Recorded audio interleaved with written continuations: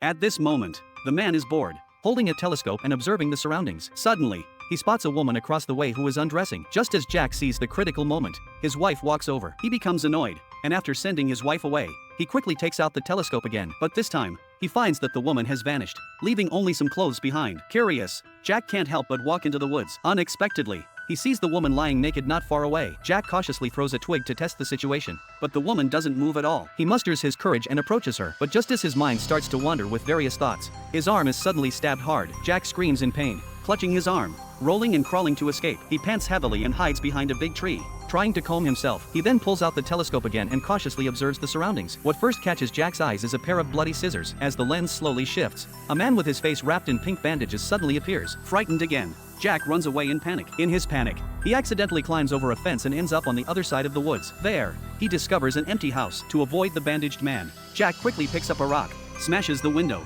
and breaks in. Inside, he finds a first aid kit and bandages his wounds simply. After finishing everything, Jack walks into a laboratory and finds a walkie-talkie. Confused, he picks it up and starts calling. To his surprise, someone responds. The person on the other end is shocked and says this is a private place, how did a stranger get in? He says he's going to call the police immediately. Jack quickly stops him and explains what he's been through, saying he had no choice but to hide here. Then, the person asks Jack a chilling question: was the one chasing him wrapped in pink bandages? Jack is even more terrified. How does this man know?